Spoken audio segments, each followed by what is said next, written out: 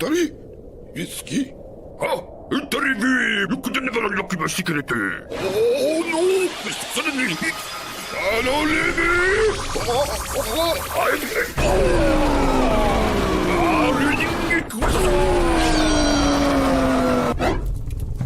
Let's begin. Indeed.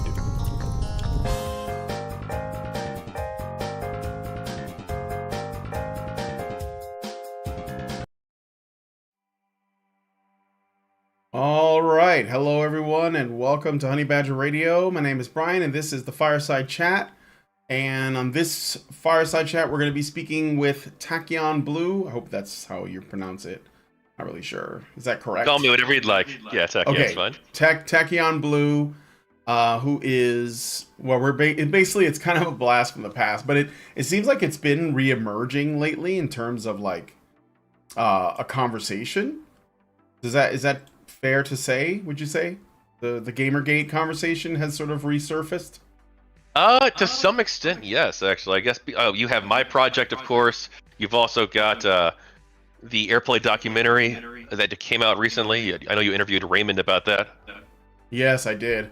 Yeah, you guys can watch that over on Honey Badger Arcade. I was gonna do this one on Honey Badger Arcade, but I decided to do it here. I think that it's either way, like I'm gonna get Raymond on for this channel as well, and maybe I'll have you back on the other one. Just because it's like slightly different focuses. Honey Badger Radio is mostly a men's issues channel, but we feel that discussions on cultural things are also really important, and so we talk about those. So anyway, welcome to the show, Tachyon Blue. So I guess I should start this at the beginning. What is the project that you are working on? Well, it sort of morphed a little bit over time, but when I first had the idea, well, I guess I should start at the beginning, the beginning of this project, a little bit before it. About 8 months ago, I guess 6 or 7 or 8 months ago, roughly, I decided, what the heck, I'm gonna start live streaming again. And so I started live streaming about politics and video games, mostly just talking about gaming issues and issues in the political world. And then I realized, you know what? I did a debate about Gamergate as part of my political live streaming stuff. I debated somebody on it named Ninetails, and the debate was, I did a lot of research on it. I did like 10 hours of research beforehand, and I was a part of Gamergate before that. So I knew a lot about it, but I was really rusty because I hadn't talked about it in years. Mm-hmm. And so I did like 10 hours of research. I'm like, wow, I did a pretty good job. I was able to find a lot of the stuff I was looking for relatively easily, I guess. Made a massive document full of my research on it. And I'm like, you know what? I could make an encyclopedia. I've already done one book. I've done a book in 2019, Gamergate First Battle of the Culture War by Kevin McDonald. That's me. And I could work on an encyclopedia relating to this. And then I realized, after like 2 weeks of mulling that idea over and talking with some people about it, I'm like, you know what? I don't want to spend 10 years of my life doing this, which if I did an encyclopedia would probably be about what it would take, or maybe not 10 years. But well, it is 10 years old. This year it'll be 10. Yeah, Gamergate will be 10 years old this year. Yeah. I would say that the Gamers Are Dead articles, which isn't really the beginning, but it's sort of like the watershed moment for Gamergate, was in 2014. I think it was like August 28th. Yeah. There you go. Yeah, I would agree that that's quite the watershed moment. So I decided, all right, I'm going to not do an encyclopedia, but I'll interview some people. And originally the idea was, I'll interview 20, maybe 30 people tops. And then I'll do a book that's comprised of their interviews, basically. And it's sort of like the stories of the people involved with Gamergate on both sides. But then as time went on, I've become a bit more ambitious, I guess, with the project. And I've managed to interview over 50 people, most of which are available on my channel, though some of them are book exclusives that you won't see on the channel, but will be in the book itself. So yeah, it's been it's a pretty interesting project so far. I've interviewed over 50 people, people on both sides of the Gamergate debate, people involved in a wide variety of capacities, some neutral people too, as well as people who didn't really have much connection with Gamergate. but are related to ancillary aspects of it. Like I interviewed Cole Nasrallah, Mm-hmm. who who is a photographer who had a rather bad encounter with Zoe Quinn. Oh, And, really? Oh, I see. So yeah, sure. yeah, I So believe you're I believe talking it was about people that 2007. were a certain number of degrees away from the sort of like core, hashtag or consumer revolt or whatever. Yeah, So people who had she's run-ins really with people. yeah, she's really the only. Well, she did talk about Gamergate actually. She made not a tweet, a Facebook post, two Facebook posts, and then later a third one in October of 2014. There were two posts she made where she outlined her issues with Zoe Quinn. So like she did actually post about Gamergate very lightly in that post. Mm-hmm. And I reached out to her and she agreed to do it. So it was great. I've also interviewed third-party trolls too. So I've interviewed Pterodax and Avius, both of whom weren't affiliated with Gamergate or the other side. They just sort of wanted to fuck with Yeah, people. they saw an opportunity to troll and just did. Just Yeah. join in on the fun, basically. Yeah, pretty much. So I think it's a pretty ambitious work. I'm nearing the end of the interview process most likely. I've said that before, and then I've added new people.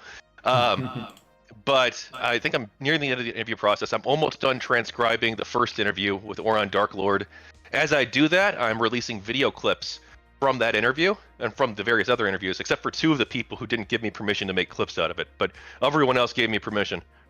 So you'll be seeing a lot of videos popping up on my channel of clips from the interview. Because like most people don't want to sit down and watch like a 7-hour live stream, but they'll sit down and watch a 20-minute clip or a 30-minute clip. That's true. Yes. I watched some of a couple of different conversations that you had. I also noticed, I haven't watched it, but I guess you talked to Christina Hoff Sommers. Is that accurate or? Yeah, Christina Hoff Sommers. I got everybody at Airplay pretty much except for Mark Seb and Milo and Alan Bakari. So I've interviewed Koretsky, Christina Hoff Sommers, Ash Gow. I am interviewing Kathy Young, but hers is a book exclusive. And I've interviewed Derek Smart, Lynn Walsh, who was representing the Society of Professional Journalists there. I've interviewed Game Diviner, who was in the audience, and also Aaron Pabone, who was a journalist who covered Airplay as it was happening and tried to organize the second one. That didn't work out so great. I kind of grill him at length because he. I'm not sure if you know the story about Airplay too, but he took a lot. I watched. Well, I don't know. I watched the documentary. I watched both parts, the paid part as well. And when you say Airplay 2, are you referring to the second half that ended up getting a bomb threat, and then or was there like another Airplay event after that? Well, there was an attempt at another Airplay event after that. Okay. Yeah. So Airplay 1 happens in 2015, in August 2015. The two panels. One of the panels is there to discuss ethical concerns in games journalism. The other one was about how the media can cover Gamergate, or how they should cover Gamergate better. Yeah, right. Yeah. Mm-hmm. Yeah. And then some people were inspired. There were other panels after this at other conventions and things like this. There was the Safe Point panel at South by Southwest. I ran 2 panels, one at Archie Anime, one at NatsuCon, and a third one that got canceled due to a mob, which was kind of an interesting story. But there was someone who tried to set up a second Airplay event named Aaron Pabone. He was a relatively new games journalist who created his own basically they didn't make much money off of it, but made a small website, a gaming journalism website, and tried to be a games journalist and enter the industry. He raised a bunch of money for Airplay 2, a second event, though it didn't end up happening. He did end up refunding most of the people involved. He says 75%. I did donate to that disclosure, and I did get refunded. But apparently he was basically just incompetent. And he hit a few roadblocks, and he kind of oh no, it's way harder than I thought it would be to organize this conference, and he just gave up rather than trying to make it happen. Yeah, kind of a pathetic story, actually. I roasted him on it. That's sad. Yeah, I mean, yeah, it's sad, but I think that to me, and I'll ask you first before I give my view, but what is Gamergate to you? That's a complicated question. I mean, to me, it's a project I'm working on. I, Okay, well, it, you said you were I involved. think, So what was yeah, it when you were involved? What was it to you? I think the core of I think there's like sort of two major components of Gamergate, and then the second component is big enough that it encompasses a large number of things. It means a lot of things to different people. Obviously, everyone agrees that Gamergate was about games journalism to some extent, or to a high degree. Like everyone sort of agrees on that. It's when you start getting to like the non-games journalism aspects of Gamergate that people have different views. Some people say it was Yeah. only about games journalism. Some people say that it was a culture war. Some people say that's about artistic freedom. Some people say that it's about censorship. Basically, I think you can boil it down to like two main things: the games journalism aspect, and the second thing is gatekeeping in the industry. When And you that say sort of, when you say gatekeeping, what do you mean by that? Do you mean like the consumers, or do you mean like the developers and journalists? well, I guess like less developers probably, but more attempts by an ideological clique to control what shall be orthodox in gaming as a community, as an industry, as a hobby, as games journalism. They basically want to. A lot of people perceive, at least, that there's a clique of people that wants to exclude the voices of others and silence them because they don't agree with their politics or because they want to cover up their own misdeeds if they're games journalists, things like that. Okay, yeah, that sounds like it could go in any direction. So, when you say that there are people who feel like there is like a certain, I guess, point of view that you should have if you're going to be a part of the industry, are you referring to the gamers, like the consumers, the customers, the audience, for lack of a better term, the market, or are you referring to the people that are kind of the influencers? The in some cases, well, today they're actually involved in development, but back then they were you know, the journalists, the people who wrote about games. I wouldn't even say they were reviewers. A lot of times they were people writing blogs or op-eds on games based on their political views. Um, so which I'm just, you know, just wondering which side of that or which group are you referring to when you talk about the orthodoxy? Well, I think it's more of an ideology, though it's more Yes.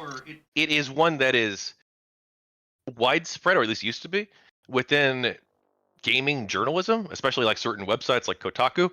Um, Mm-hmm.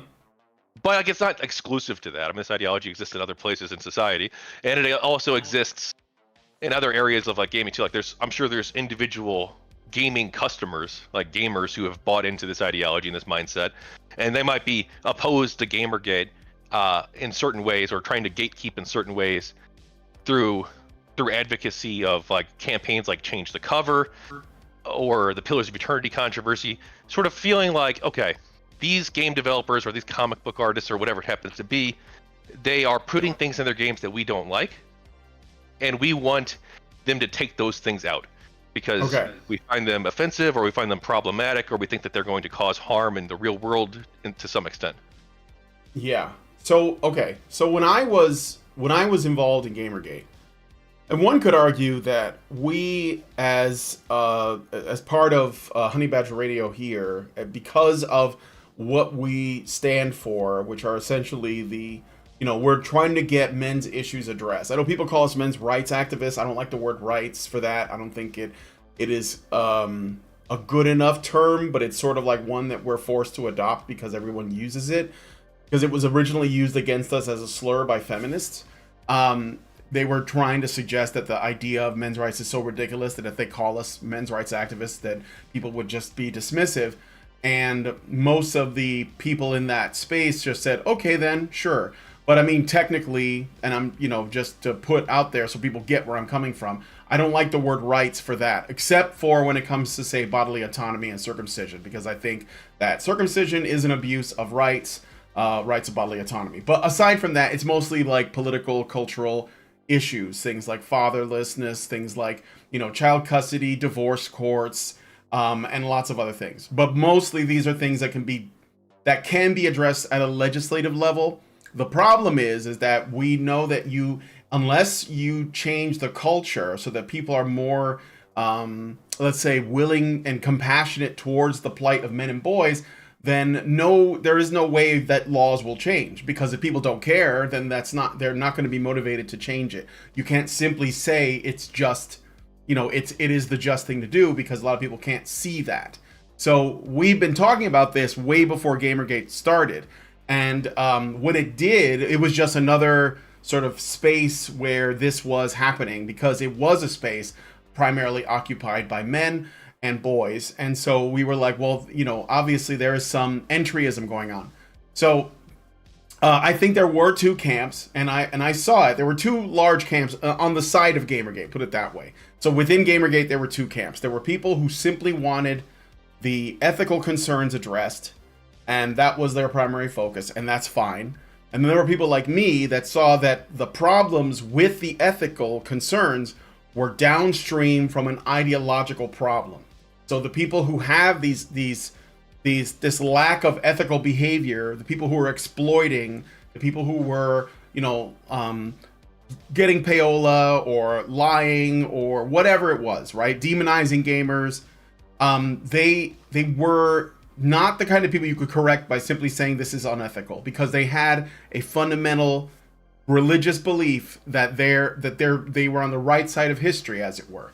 And so to me, this was just, I wouldn't even say the start of, but it's basically like the culture war early on. And now, you can look at around you today and you can see that it's everywhere, because simply addressing the problem of ethics in games journalism is just not going to stop it. And that's why now we have ethical problems in journalism, period, right? So for me, that's what it was. It was a choice between focusing on the symptom, which is ethics in game journalism, or tackling the cause.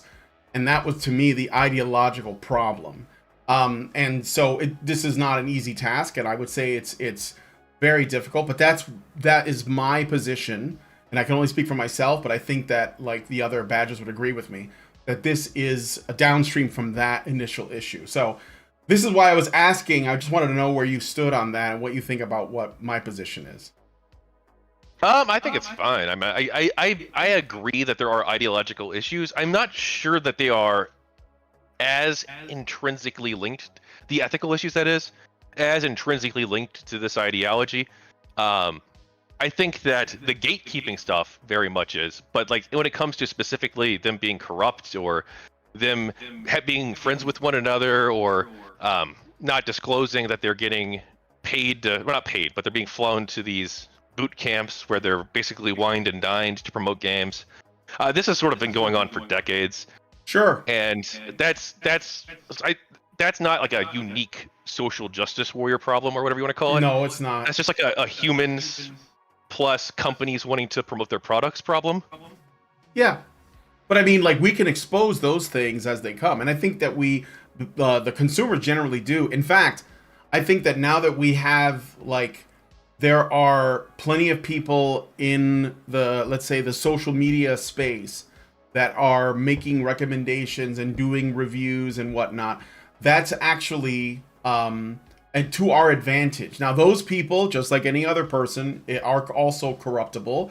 But I think that people are, in general, that's just sort of like the nature of the beast, and people just have to be vigilant and discerning when looking at these situations to make sure they don't get, they don't end up with like a bad deal because this company, wined and dined or gave a hotel room or gave a bunch of free crap to a reviewer so that they would give a good score. I think that is fine. Of course, there will be times where the product is not just like bad, but it also is riding on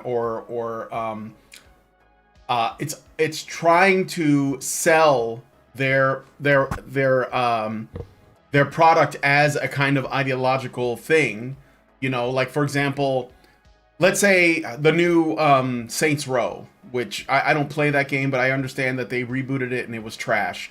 And it was trash for a number of reasons, but one of those reasons was also because it had a bunch of progressive politics in it. And so the fan base of Saints Row rejected it, but those fans were then attacked for being, istophobes. And this, I think, is where these things can meet up, because you can make a subpar product and then you couch it in this identity politics stuff. And then if people reject it because it's a subpar product, you get to use the identity politics stuff as a shield to attack them. And this will give you credence. And of course, because of ESG and all these other things, we're all just expected to go along with it. And my main problem with that is that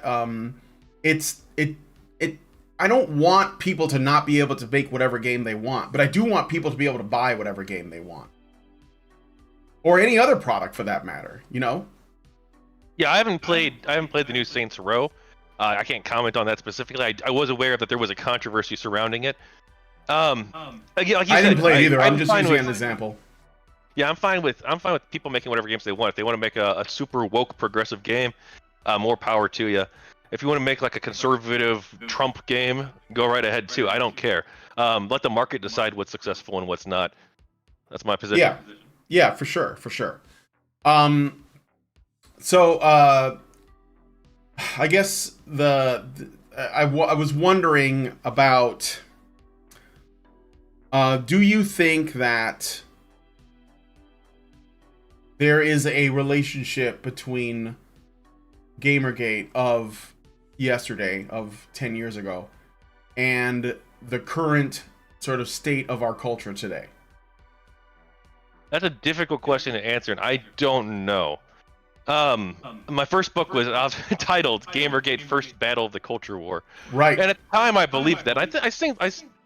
I still think that there might be something to the culture war framing, but I mean, the fact is, like, we live in a society where a large number of people have different competing viewpoints and interests, and people are always going to have like different ideas about what exactly the culture, quote unquote, should be, and what types of things that they want to see in that culture.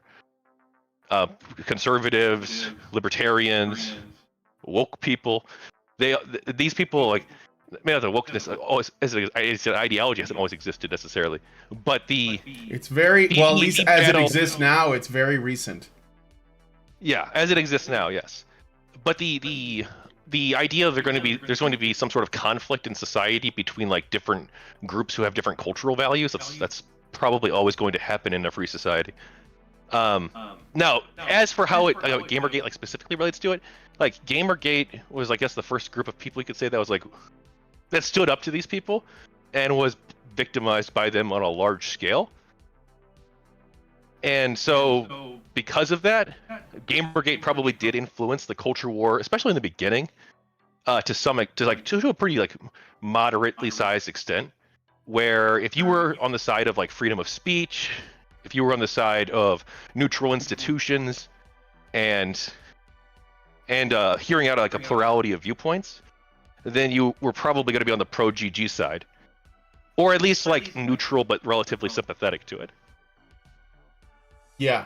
Whereas if you didn't hold those views, there's like a pretty fair chance that you're going to end up on like the anti-Gamergate side, and you're going to like try to demonize or dismiss these people as being, oh, they're just misogynists who hate women and want to drive them out of gaming, and they're probably harassers too. Mm-hmm. But I think as time has gone on, the culture war, I mean, it's been a decade. Most people, I guess, don't really care about the specific Gamergate stuff anymore because time moves in one direction. And I think that the values of Gamergate, which probably did influence the early culture war to some extent, probably don't play much of a role today in the culture war.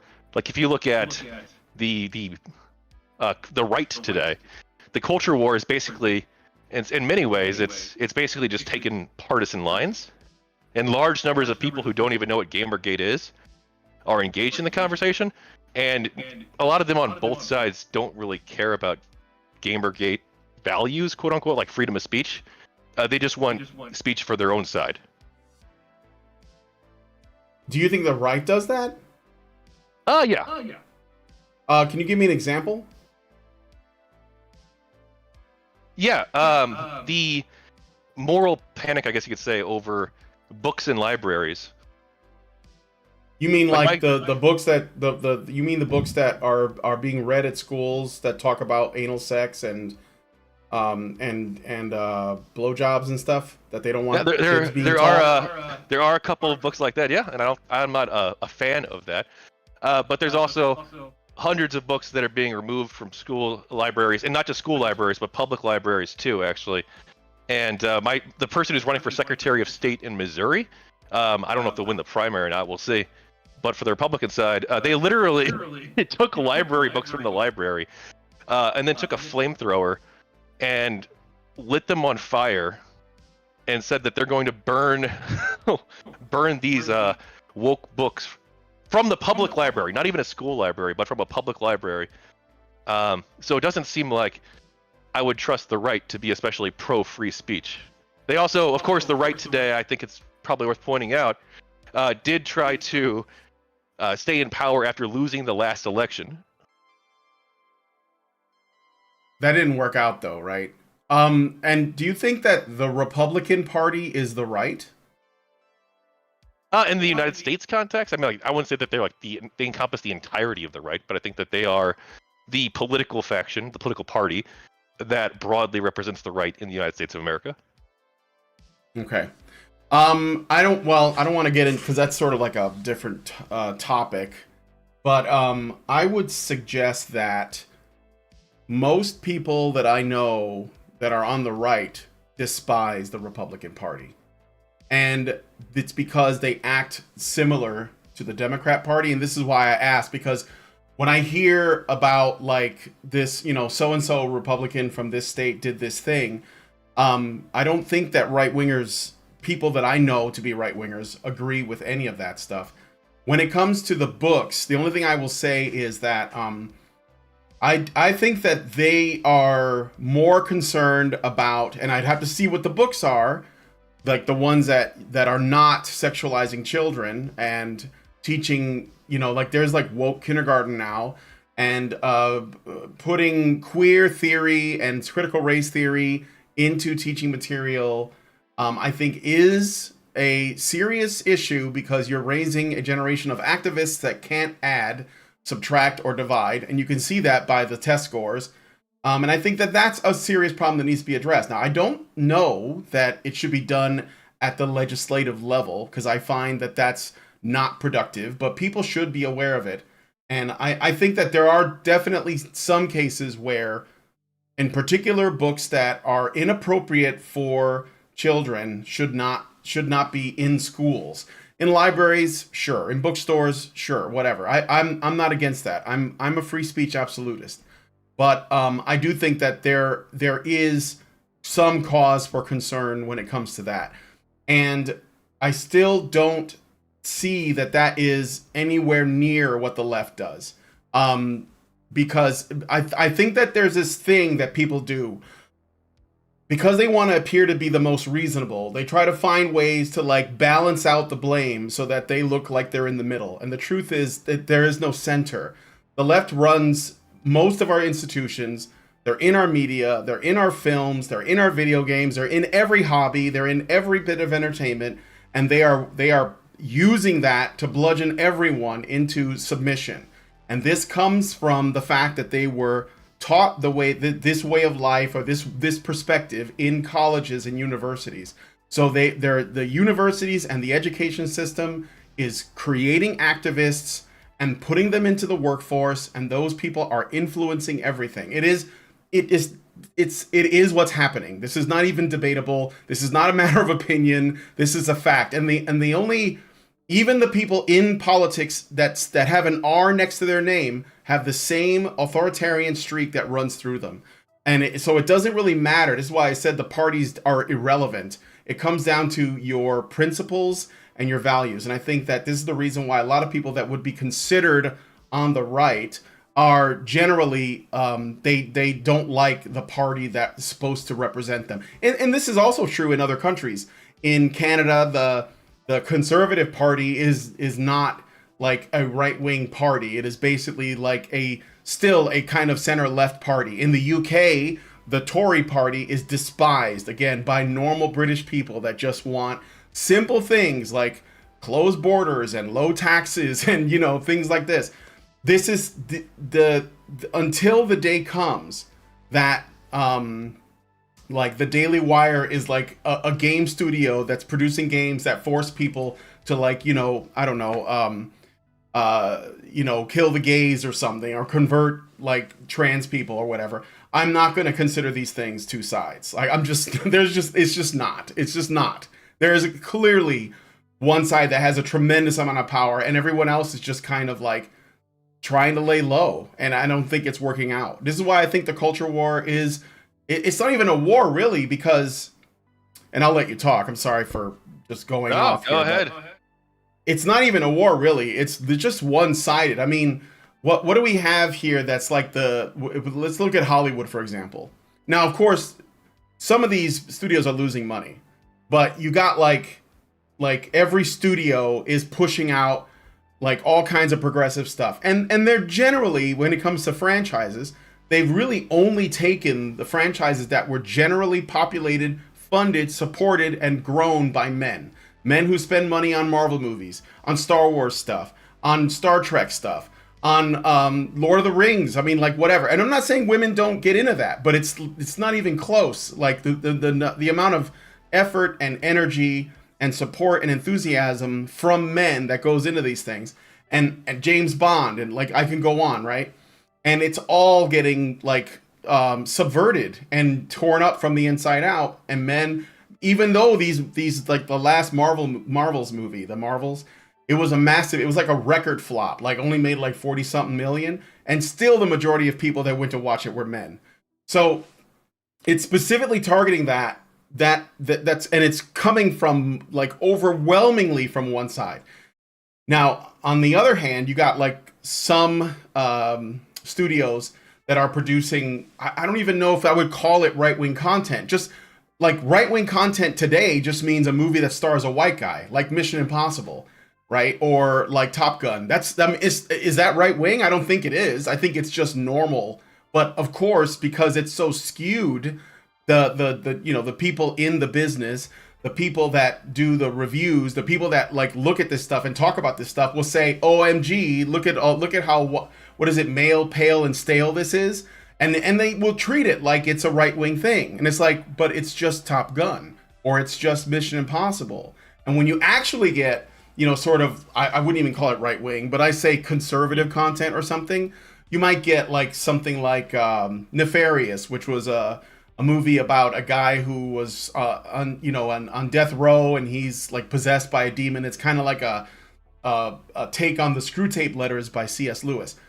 Nobody watched that. I mean, I saw it because I was curious, and it was a bit preachy, and I was like, but I didn't feel like it was like tearing something up that I grew up with. It wasn't, like basically every major franchise.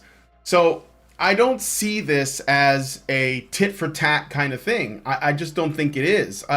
And I think that because we tend to kind of like let this stuff ride, like, well, I don't want to make a big deal out of it. Like I saw this with David Jaffe. You familiar with David Jaffe?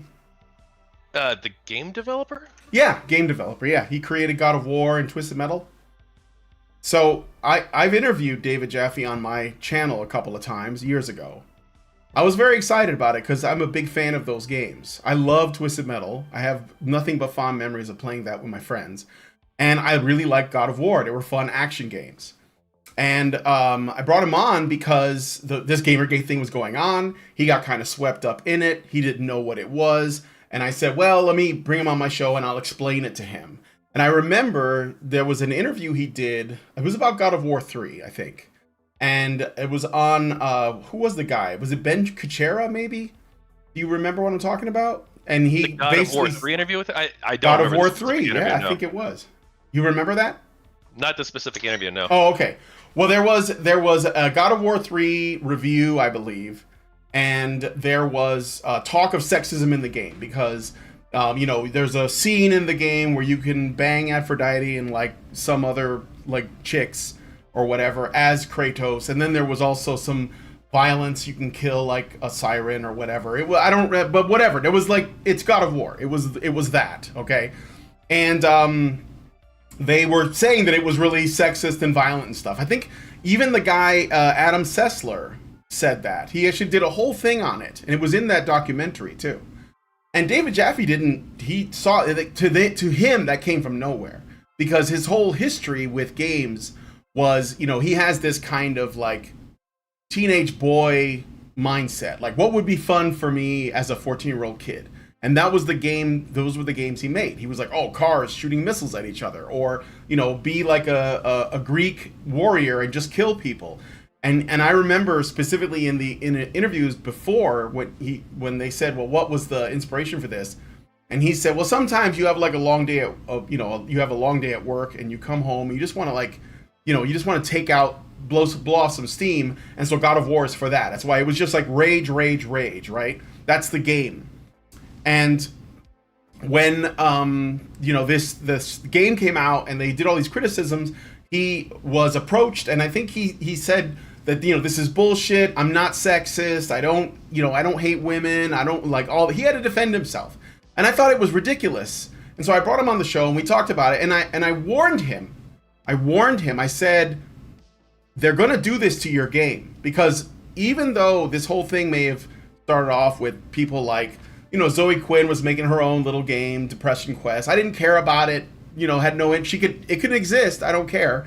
But like, I wasn't gonna play it, you know. And then you had like Anita, and she was making videos about like how sexist games are and how they have to change. And if that was the whole thing, I wouldn't care. I mean, we can refute it. We can have a dialogue. I can counter her points, whatever. I think Thunderfoot did like 1 million videos on it. But when you start making the games and you are involved in the process and you are injecting your ideology into shit, and you are using the kind of generally like liberal mindset of game developers. These are creative people. They want to please everybody. They want to give the gamers what they want. And then you have someone like that, an activist, and they're saying, no, this is what gamers want. I'm like, it's going to change what you made. And he did not think it was going to happen. And then the God of War remake came out, and it changed Kratos. Now, I thought the God of War remake was all right. It was very pretty, but I didn't think it was as fun as the old games in terms of like just the scale and the action and all that. And then the next one came out, and David Jaffe saw that they shit on his character, Kratos. Now, of course, he doesn't officially own it anymore, but as an artist and a creative person myself, I thought, well, yeah, I could see that would feel like a stab in the back, because they're basically saying what you did was regressive, even though you created the brand that we are now making millions off of, but we're going to change it. And that's what they did. And he was upset. And all I could do was shrug and say, well, this is you know, I don't know what you could have done, but you could have been more vocal, but you just can't like lie down and take it. And this has happened. I mean, I don't know, like basically almost every franchise, because it's not okay. Okay. You've been going a minute. I know. I'm sorry. All right, now look, I'm all for people being able to make whatever they want, and I'm all for people being able to criticize whatever they want. If they don't like his game and they think he's sexist, that Kratos, blah blah blah, whatever the fuck, that's their opinion, man.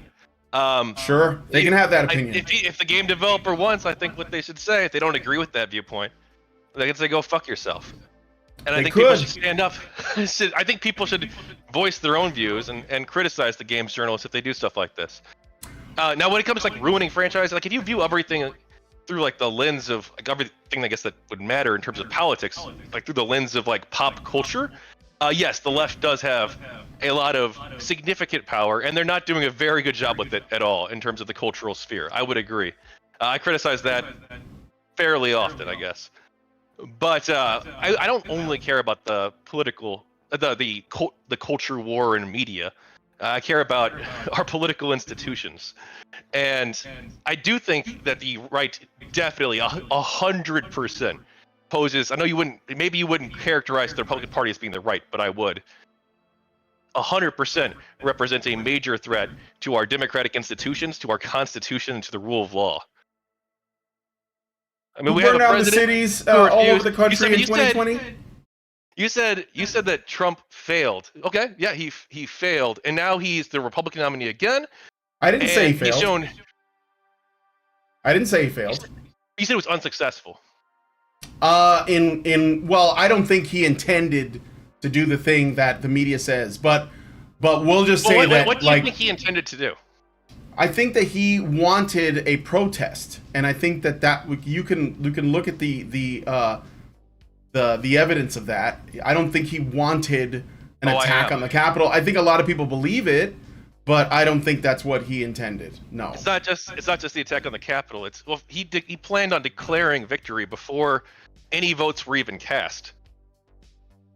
And yeah, but he has a tendency to talk shit. Votes were counted. Yeah, and then he did declare victory. On election night, before the votes were counted, before anyone could possibly determine the winner, and he knew this at the time, and he planned on doing it ahead of time anyway. And then he tried to take his cases to the courts, which is great. He has every right to do that. I agree. But when he lost the court cases, he decided, what did he want to do? He wanted to send fake electors to Congress. He had a whole fake elector scheme where he wanted to send a fake slate of electors from multiple states that did not represent the lawful votes cast in those states to the Electoral College. Then he also tried to pressure Brad Raffensperger, the Secretary of State of Georgia, to find him the votes that he would need to win the election in Georgia. And then he decided that he was going to hold a massive rally, and he directed those people to go to the Capitol to protest, and he did say peacefully. But I don't think that matters. I don't think that one word in an hour-long speech matters. I think that he made his intentions very clear.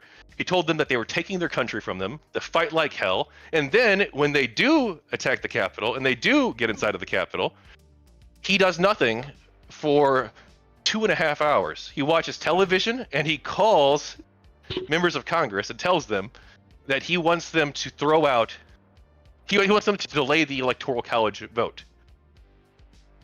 And he tells the Speaker of the House, Kevin McCarthy, he tells him on the phone that it seems that they're more mad about the election than you are.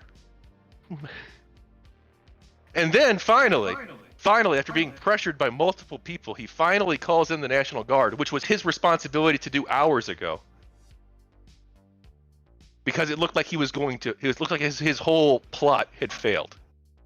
And so he calls them off, and what does he do? He makes a video telling them, go home, we love you, you're very special. And he knew the election wasn't stolen.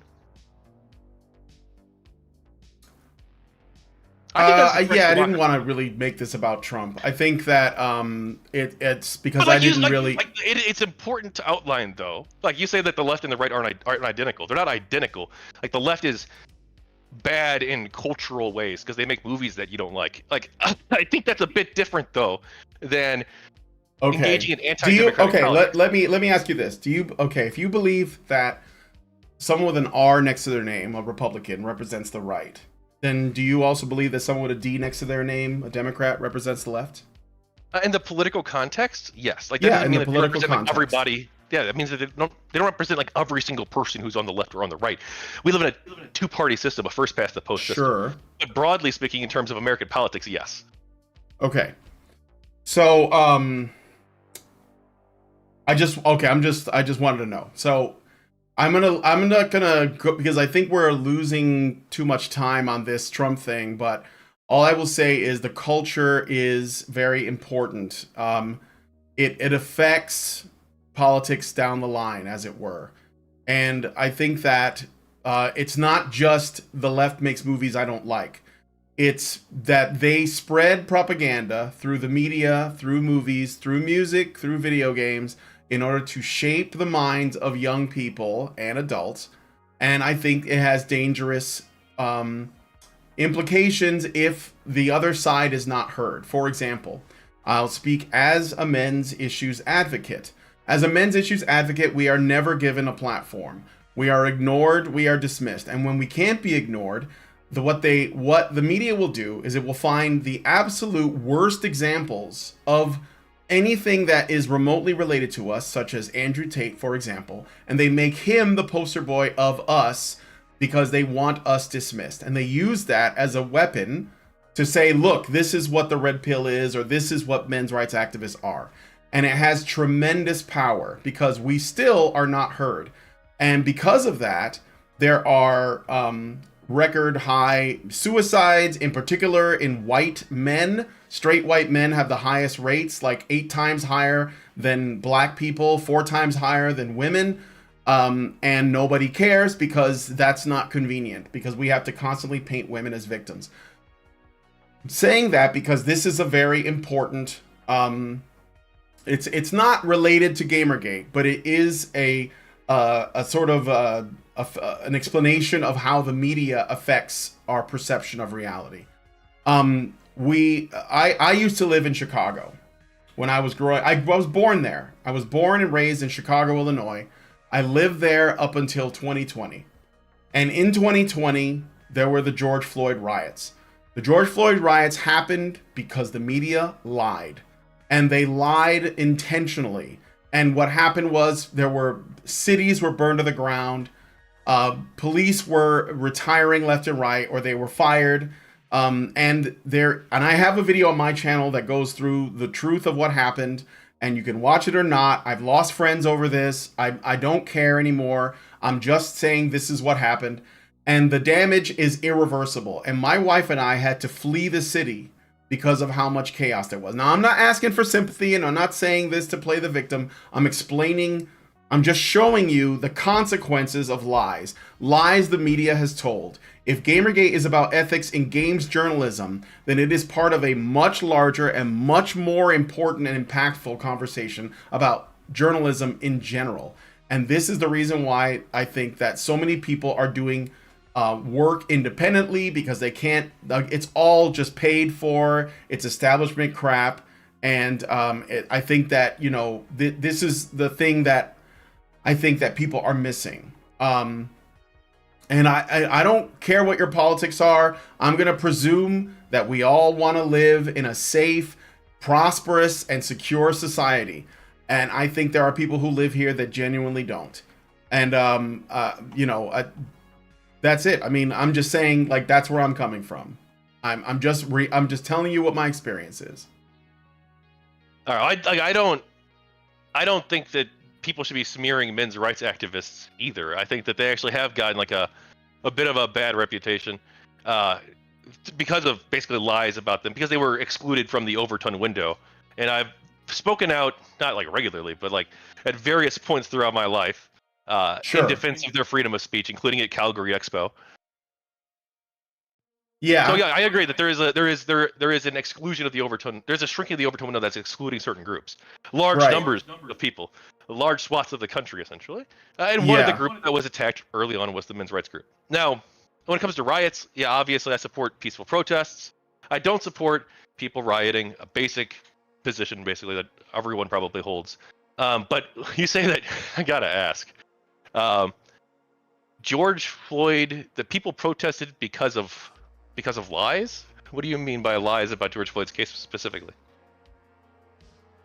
The story was that George Floyd, and again, I don't want to spend too much time on this because it's not related to the topic, but I will just say in brief, what they were told is that a racist white cop named Derek Chauvin one day decided to kill a black guy, and he killed George Floyd and did it on camera and didn't care and all of that. What the riots were about was not an accusation of murder. It was an accusation of racism, because this was the narrative that was spun. This was what was told to everyone. This was done on purpose because we live in a racist society, and that if there isn't like some kind of action, then this stuff is going to continue. But the truth is, and this is what the autopsy has confirmed, and there's a whole documentary that goes into great detail, and it's all out there now. It's available to anyone. He died of a drug overdose because he had priors, and he had a history of doing this, and he was trying to not go back to jail because he had, prior arrests, which probably meant that he could go for a long period of time, and so he swallowed the drugs, and it killed him. And it killed him before Like the ambulance got there and all that, and you can see the whole thing. The knee was not on his neck; it was on his shoulder blade, and it was also standard procedure.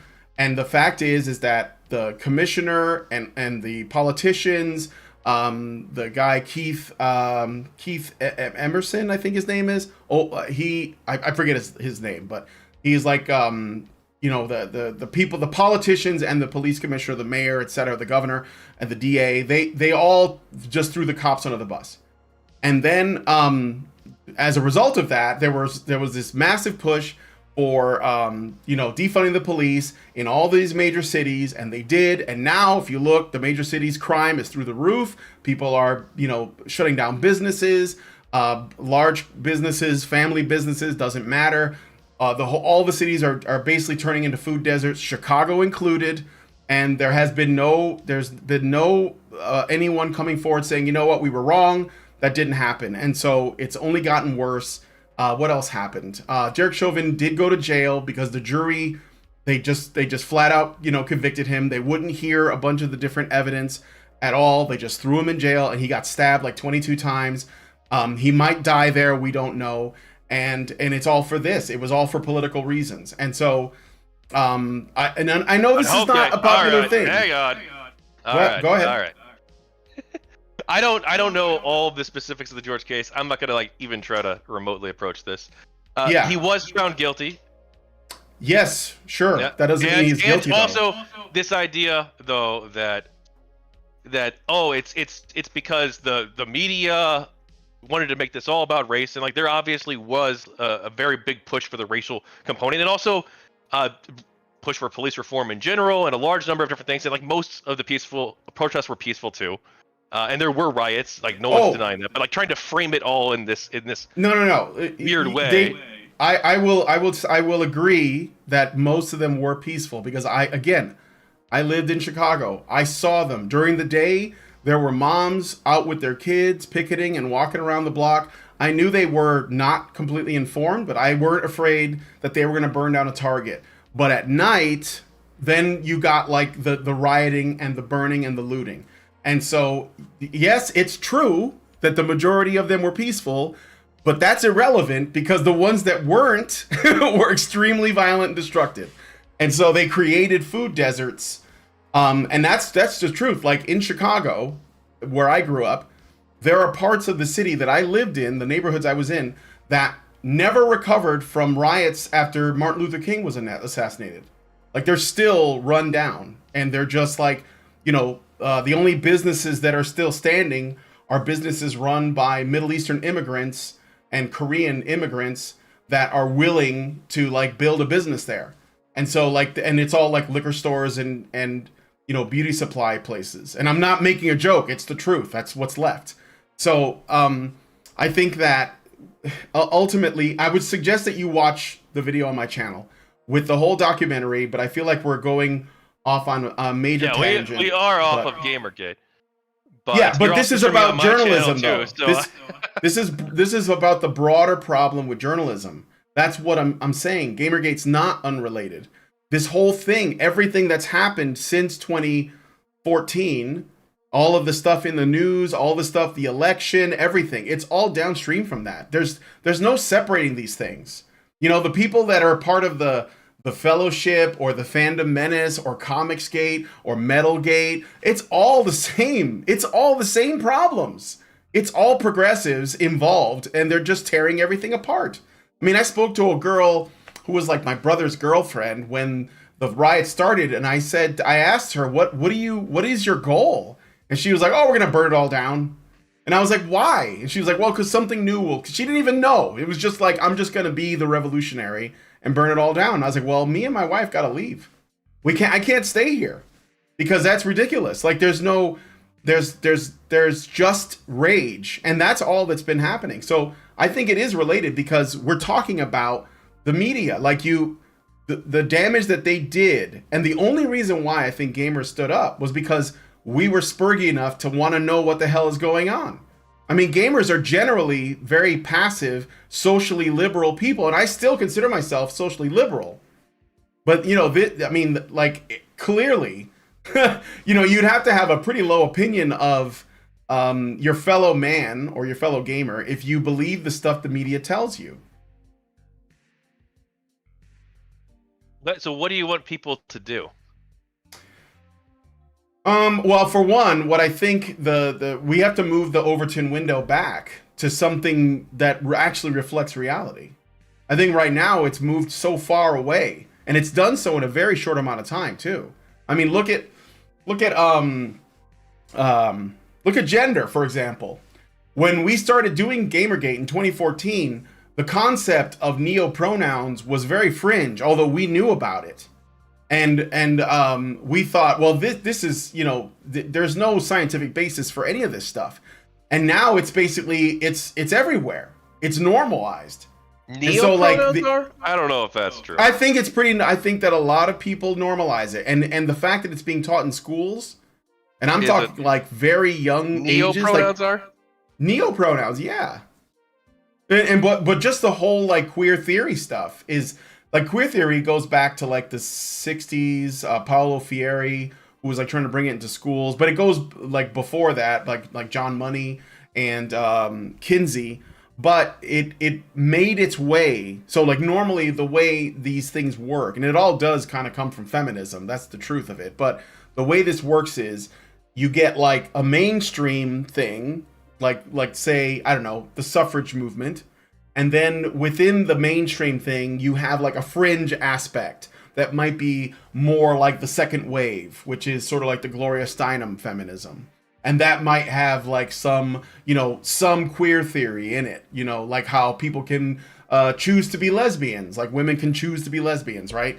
And then you get like the second wave comes and that fringe stuff from the first wave becomes normal. And then the second wave begins. And then within that, there's another fringe thing, which is like the idea that, I don't know, like gender is a social construct, and that, well, they always believed in patriarchy, which was also a lie. But like, there's like more layers that get added, and the stuff on the fringe comes to the center. And so now we're at the point where the neo-pronouns are not completely normal, but if you see someone, and I've seen them here in Virginia where I moved to, they will have their, like a pin with their neo-pronouns on it, and they go out of their way to look, androgynous, and it's usually women, but not only.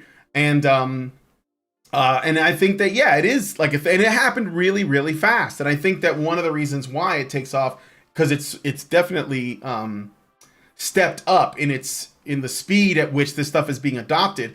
Firstly, it's being pointed at much younger people, but most importantly, it's being used on social media, which a lot of young people are on. Like, I'm an Xer, so as a Generation X guy, I didn't get into computers until my 30s. Well, hang on. Most people aren't on Twitter, though, and they're certainly not on like political Twitter.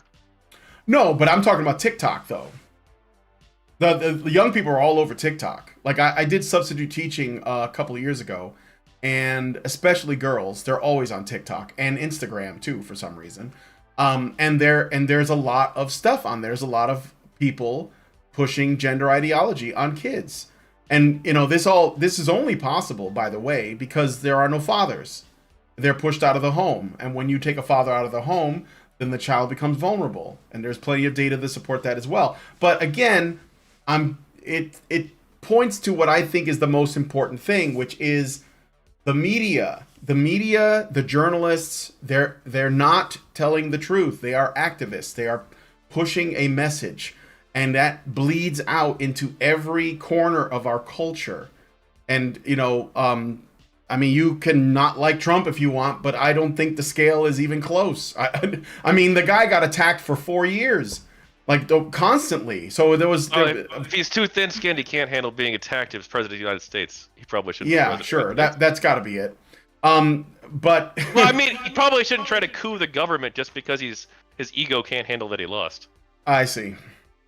All right. Well, I don't know if we're gonna agree on that, but I got some super chows. Let's talk about if we can, but I want to ask you about the schools things. I'm not as familiar with this area at all. What do you think is like the worst thing that's happening in the schools, and what are like the best evidence that this is happening, and on what scale exactly you think it's happening? All right. Well, let's see. Statistically, it's likely based on averages. So most people that enter education as instructors are themselves educated in like universities. Universities make sort of feminist theory normal in terms of like every aspect of your education. So when I was in college, in the 2011 area, I was going to art school, and I had to take some, you know, in order for some place to qualify as a college or a university, there has to be some academic courses like math and you know, English and so on. And I took those: science, math, chemistry, English, history, and all of them had feminist theory. Yes, even the chemistry had feminist theory in it. It was crammed in there in one way or another. And we had to read books like A Doll's House for my English class, etc. So this is in all the universities. This is standard, okay? So if you ask them, like, oh, are you putting, you know, like feminist theory in your curriculums? Most people probably say no, because they would think, no, it's just normal stuff. But the normal stuff is that. So it's like you can't see that there isn't like a straight up unbiased, you know, or say, yeah, like, I mean, people don't read like Shakespeare in school anymore. People don't read Mark Twain. They don't read Catcher in the Rye. And when I was substitute teaching, I saw that I was doing, you know, reading classes for the kids. And even here, where it's not as bad, ideologically speaking, they weren't reading things that I read in school. I read Frankenstein. I read Dr. Jekyll and Mr. Hyde. I read Bram Stoker's Dracula. I read Treasure Island. You know, I read about Greek myths and all that good stuff that, like, you know, I read as a kid. I read Shakespeare too. I even did a couple of plays. But none of that is there anymore at all. It's all like, you know, new stuff, and it's aimed at, it's sort of like a more female-oriented storytelling, like around relationships and stuff, no adventure stories and so on. And if you look at the data for academic achievement, boys are falling behind, in particular in reading, and the reason seems to be, and Christina Hoff Sommers herself has talked about this, that the reading is not aimed at boys' interests. So they don't want to read about, you know, like some silly, like some story. I wouldn't say silly, because if girls like it, it's good for them, that's fine. But like the kind of stuff that would get boys excited about learning isn't there. They're not learning in the way that was made for them. And I think a large reason for this is because it is the people that teach are have been trained themselves in a feminist oriented way, right? And most of the people who are teachers are women, and it's not because men don't want to, but there is a stigma against men in schools because there's this sort of trope about them being predatory, even though female teachers are more likely to prey on their students, or at least there are many cases of it, and we've covered it many times on the channel. And the only reason why is so that we can say, look, you know, it's not about men or women, it's about whether or not someone has an inclination to prey on their students. So I think that it is in the education system itself, and a lot of people have talked about this, and it is, in turn, it's being taught by, like, say, osmosis through, like, you know, when they say they're teaching critical race theory in schools, for example, a lot of teachers will come out and they'll say, we're not teaching children critical race theory. And they would be right. They are not. However, they are informed by critical race theory and critical gender theory and queer theory to teach their children through the lens of that ideology. So they're not literally teaching them that, but it informs everything they teach them. So this does these children a disservice. They're they're getting more education, but they're not getting better education. They're getting worse education, and they're basically taught, especially if they're girls, to live their life as though they are, you know, sort of as though they are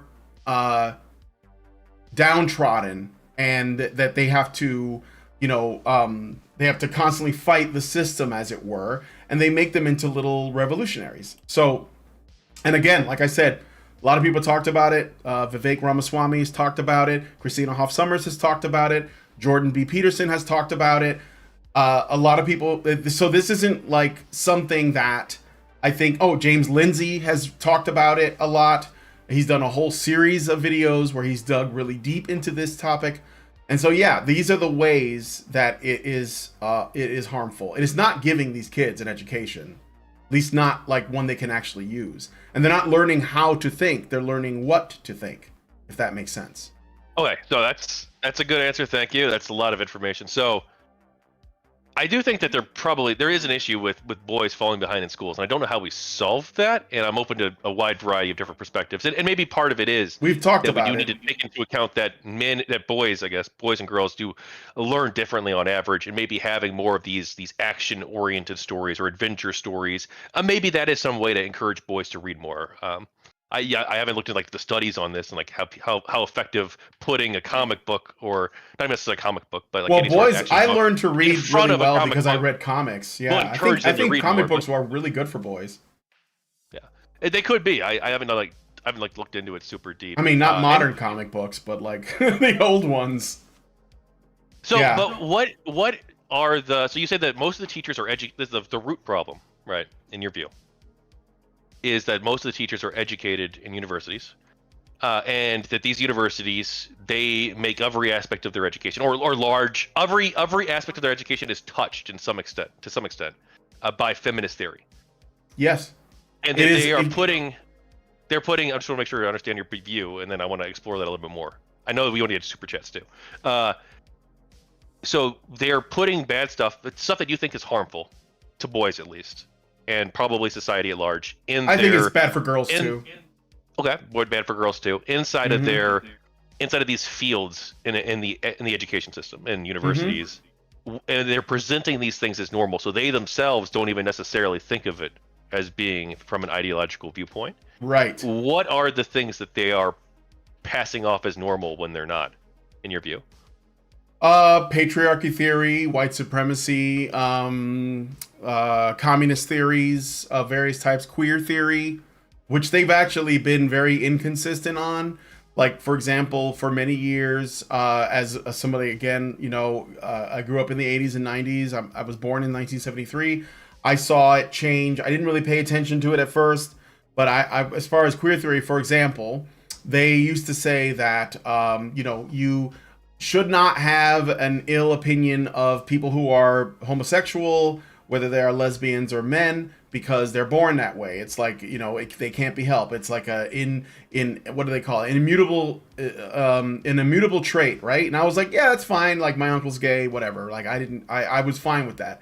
Now it's completely different. It's the opposite. They're like, oh yeah, you can be socialized into it. And and they said this. It's in queer theory again. So this is like a flip, and it's like, well, why is that? Like, I'm ready to go along with whatever, but I want to know, is this something you socialize into people, or is this something they are born with? And I don't think it's a mix. I think that there is a truth, and I think it's being deliberately obfuscated. But yeah, I think that patriarchy theory is harmful. I think it makes the relationship between men and women into a battlefield where it doesn't need to be. And I think that the reason why there might even be like a kind of like, I don't want to call it radical, but like, let's say a hostile red pill reaction that exists today, people like Andrew Tate and Fresh and Fit and so on, the only reason why they exist is because feminist theory has made men into the enemies of women. And if there weren't for that, then there would be no Andrew Tate. You see what I mean? And in terms of white supremacy, it's the same thing. Like there have been a number of crimes, let's say violent crimes, committed against whites and Asians, which are considered white adjacent, by people of color, by blacks or whatever, and it's not addressed. In fact, it is considered justified to do so. Considered by blacks and other people. What do you mean? Because I don't think like committed by blacks. Well, I can give you an example. I can give you an example. Well, I know that black people commit crimes at higher rates. I know. I don't mean just crimes generally. Okay, but I don't think like most black people though view Asians as being like, oh, they're just white adjacent. No, I don't think that well, here's the thing though. I don't think that they believe that as a theory, like they've got like the notebooks and they got the work in front of them, like they're quoting from the Smithsonian or from some academic paper to suggest it, but instead it's sort of repeated, like there is like this belief amongst blacks, and I know because I lived among them, that the reason why their situation is the way it is because of white people and other people who are successful. And because Asians enjoy a degree of success, they are often lumped in. It's not something that is like necessarily academically argued, because most of the time this is just a lack of impulse control.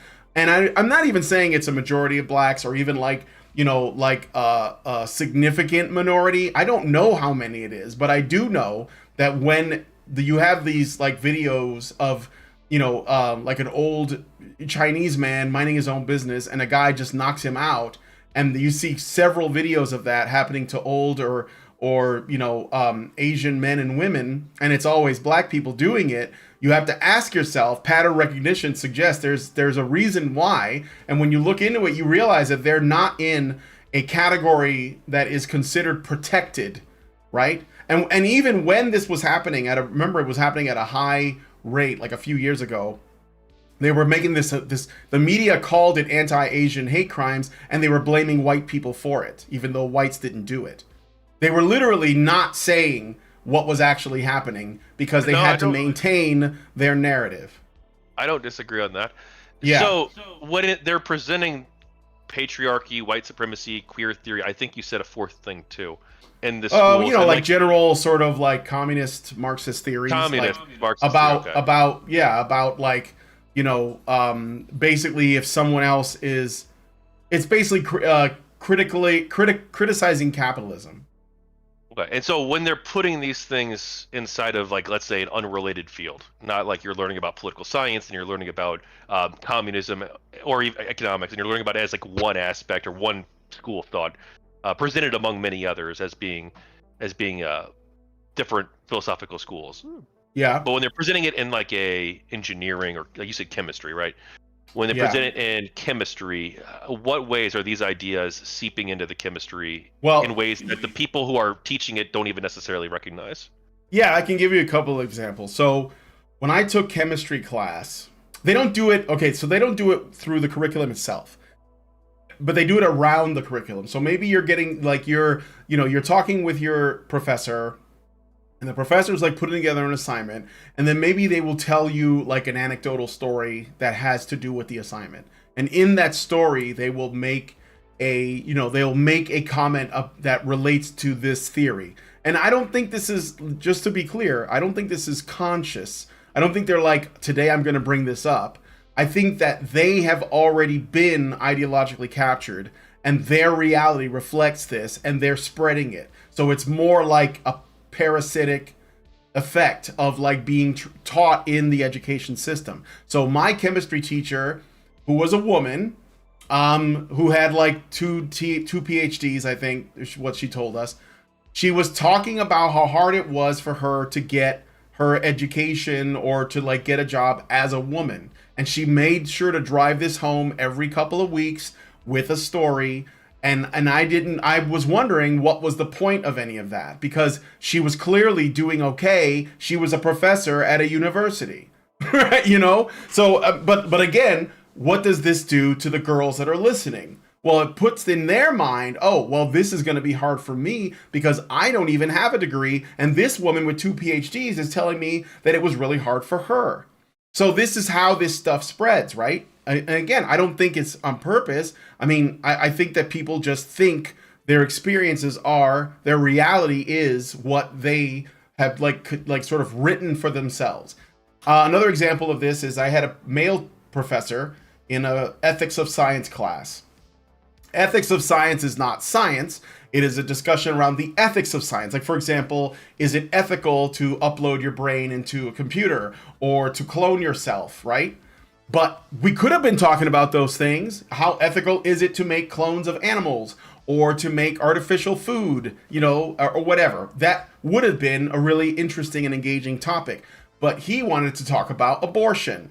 And he did it specifically because he wanted to talk about how women, women's abortion rights are under threat, and it's men that are going to take it away, and men are talking about what women do with their bodies and so on. And so the women in the class were like, put in this position where they had to take into account stuff that had nothing to do with the class at all. But this was the topic.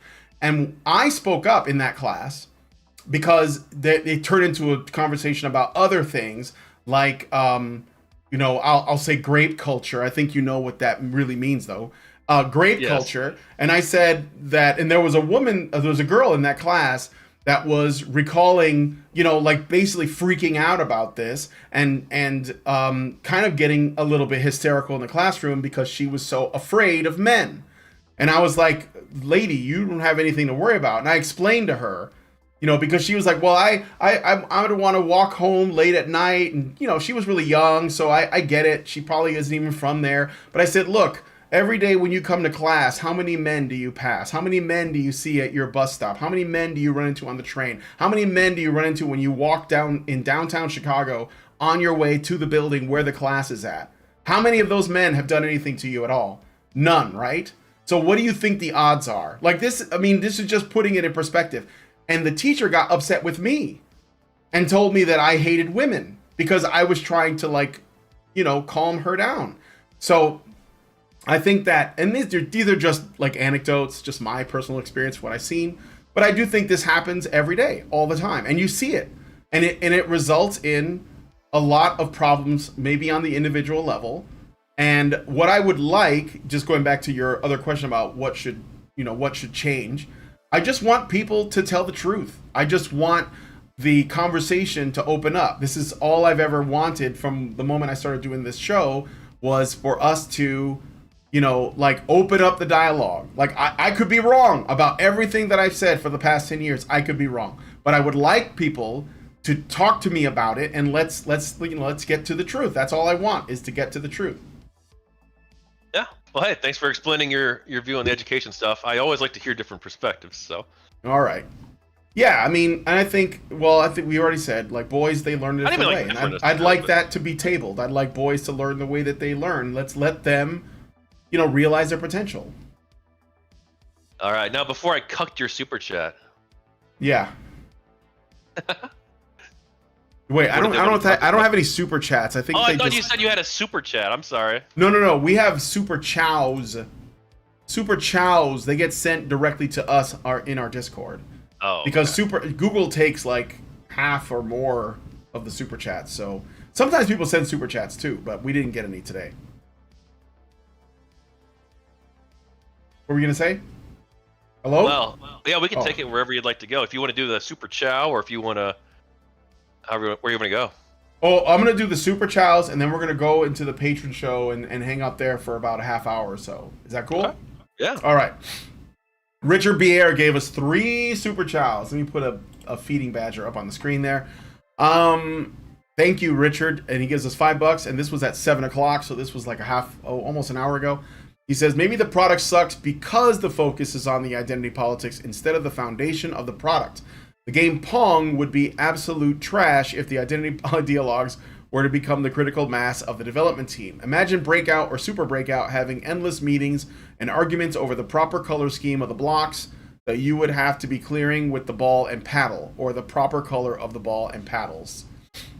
Well, I think only because games have become so much more technologically advanced that these subjects have become like really important.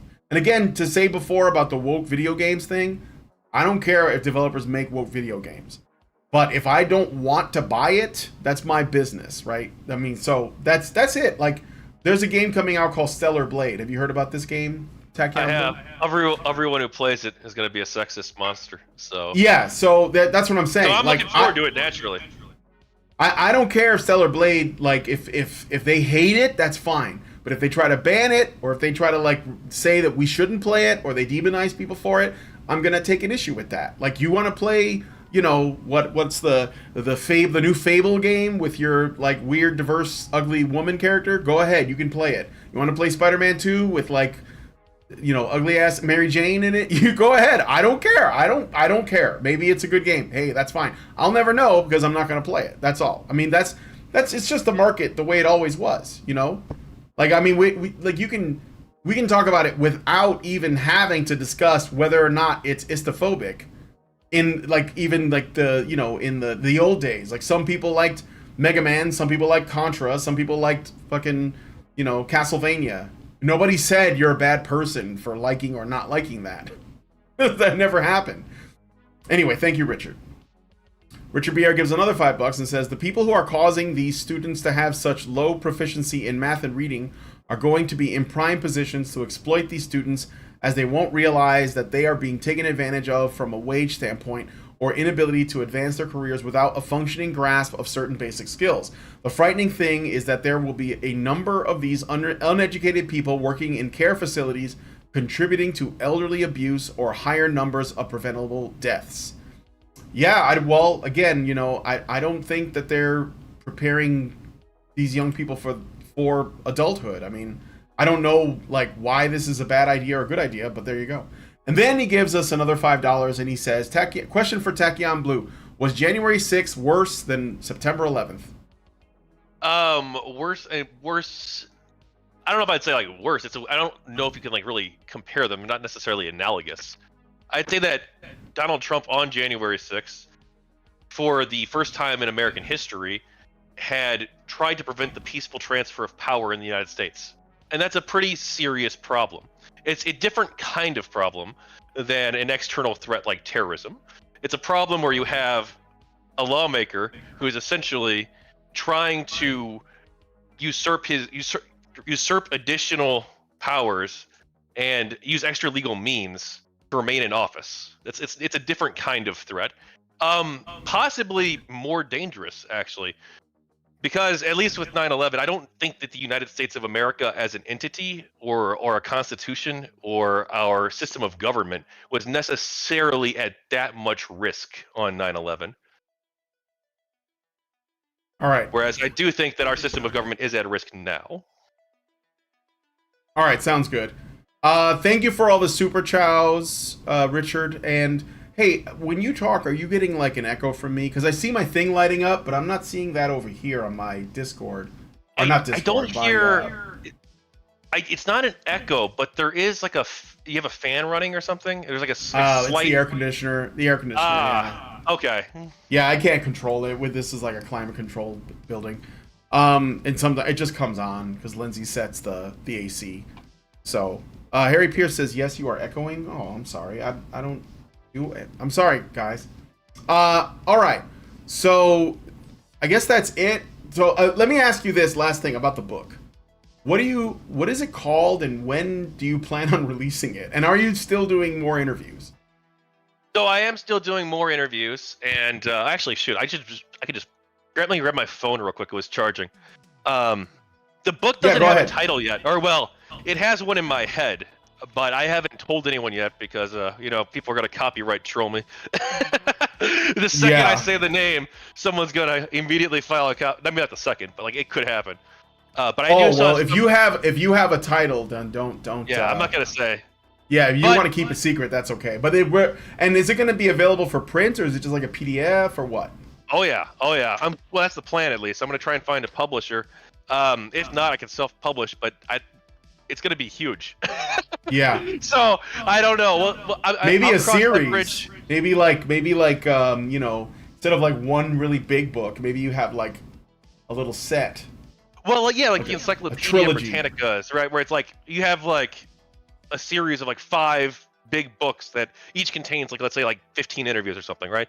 I've thought about doing that potentially, and you can see most of the interviews for the audience, or if you want to too, and you've seen some. You can check them out. Most of them are available on my YouTube channel or on Kick. So Tachyon Blue on both of those platforms. And I've done most of the interviews, but I still have some. Some of them are book-only interviews, as I said earlier. I have it coming up. I'm interviewing Kathy Young still. Jack Browser, a Kotaku and Action moderator. I'm interviewing Alexander Macris, the editor-in-chief of The Escapist. Yeah. All right. Jennifer Daw, a game developer. Oh, I love Jennifer. I love Jennifer. Tell her hi for me. I used to hang out with her all the time. Well, I love think Jennifer. She might be doing text only though. I'm not sure yet. Aaron Joni, I'm interviewing still. Aaron Gianni. Yeah, one of my friends in real life from one of the Gamergate St. Louis. He's not a public figure really. I don't think he even has a Twitter, but he supported GG on Reddit back in the day. Yeah. And I'm interviewing a developer from Kingdom Come Deliverance, and not Daniel Vavra, but one of the other devs. Okay. Yeah, I saw that. I saw that you were something happened, but you were going to do it yesterday, I think.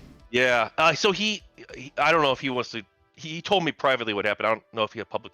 No, you don't have to tell me. You don't Something tell me. came up. It was not good. I'm interviewing Brad Wardell. He recently agreed to do it. Nino, the founder of Not Your Shield, the first person to use it, essentially. I'm also going to be interviewing Project Management Wombat. He ran the Gamergate meetups in Melbourne, I believe it was, Melbourne, Australia. Wait, we didn't go to that. We were in Australia for something for ICMI, but I don't know if that was the same year that happened. 2017. Also, I'm interviewing Pixel Metal, a game developer who supports GG and indie dev. Rinku's Girl, who is a Canadian Gamergate supporter who went to some of the meetups there. Yeah. And I'm also interviewing a Brazilian game developer who supports GG, but it's going to be anonymous. Anonymous Brazilian GG supporter. Also interviewing somebody else, Tiny Chloe, Ian Miles Chung, the editor-in-chief of GameRanks. He was also an insider with the Crash Override Network, Zoe Quinn's organization. Yeah, I know Ian Miles Chung. I had him on the show before. But he had a bit of a falling out with the anti-GG crowd. Kane Damo. I'm also interviewing Nicole Sund, Cult of Vivian, if you remember her. I do. Yeah, I'm friends with Nicole Sund on social media too. I hung out with her in 2017. Yeah. I'm also interviewing, most likely, Lauren O'Neill. She's a journalist who covered Gamergate extensively for the Canadian Broadcasting Corporation, the CBC, and I want to discuss some of her coverage of Gamergate. She identifies as neutral, and in theory, you want me to put somebody on blast for you? Sure. Nah, maybe I shouldn't do it. I don't want to. No, don't worry about it. Yeah, I reached out to a Vox writer who hates Gamergate, has written extensively about it, and thinks it's like the worst thing in the world. Sure. Which I'm like, great! I can't believe they agreed to do it. So they agreed to do the interview. I'm not gonna That's say who it good. was, Well, yeah, I mean, but then they they ghosted me. It's been like 4 weeks, and I've reached out like 3 times. I'm like, hey, you said you wanted to set this up in a week. That was 3 weeks ago. What's going on? Nothing. So yeah. I'm not super optimistic that's going to happen still. And there's a couple other people too I'm interviewing as well. Anyway, sorry, that's just some. Hey, cool you got a lot. You got a lot on your plate. So, well, good luck on that, on the book, and I guess how about we do this? I'm going to do the patron show. We'll go for like a half hour because this went a little long, but it's okay. How about we do this? The next time we'll meet up again and do another thing. Once, I guess, when you're closer to releasing your book, or you've got like everything you need, and you're at least getting to the point where you have a title and you want people to like be on the lookout for it or whatever, right? Does that make sense? Yeah, we can definitely do that. And let's do Patreon or Patreon only. And are you streaming on YouTube the Patreon portion or no? I will not be streaming it on YouTube. Well, I am, but it's going to be an unlisted video. So I'm going to be. It's just for the patrons. Not my call. It's Allison's. This is the way we do things. So this will be. I guess you'll have the link. So if you want to share it after, it's up to you. No, I won't share your private stuff like that. But I was going to raid you on YouTube since I'll be ending my YouTube stream. Yeah, I'll be okay. So I'll raid Neve instead. Go say hi to her, everybody, and check out what she's up to. All right, I am off air on my end. All right, well, I'm going to get off on my end, so we're going to go into the patron show. I guess we'll move. I'll give you access to the Discord for Honey Badger Brigade, and then I'll bring you into the chat there, and then other people can join us. So we're going to wrap it up there, guys. If you want to watch more of this discussion. You have to become a badger. Go to feedthebadger.com and set up a monthly subscription. $5 a month will get you into our Discord, where you'll be able to watch all of the additional content. We have hours and hours and hours of patron-only content there, so please consider checking that out. And if you give it higher levels, you can even be a part of the conversation. So we might get like 1 or 2 people joining us in the patron show with us. It'll be like 4. That's usually what it is when I do Fireside Chat. Anyway, if you guys like this video, please hit like, subscribe if you're not already subscribed, hit the bell for notifications, leave us a comment, let us know what you guys think about what we discussed on the show today. Follow Tachyon Blue's YouTube channel and his Twitter. I put your Twitter and YouTube in there. And I think your Kick too, which I don't know. How's Kick doing for you? Well, in the beginning, it wasn't too bad. Like it wasn't like big. I remember I just started streaming. But in the beginning, I could pull between maybe like 5 and 6 people, but lately it's been a lot slower. It's been like, I don't know. It seems like a lot of people migrated to YouTube, but like that's Kick's fault. I feel mostly. It probably is. Garbage. I mean, I've started doing Kick because people were telling me to do Kick, but I haven't really seen a lot. There's like one guy that comments every so often, so yeah, maybe I don't know. I'm working on it, but anyway. So yeah. And please share the video, because sharing is caring. Thanks so much for coming on today's episode of the Fireside Chat, and we'll talk to you all in the next video. Yeah, thanks for having me on. Are machines, dude. Okay? They are literal machines. They are talking point machines. They are impossible to fucking deal with, especially if you have like a couple dudes who have good memory on top of that too. Holy shit, you're fucked.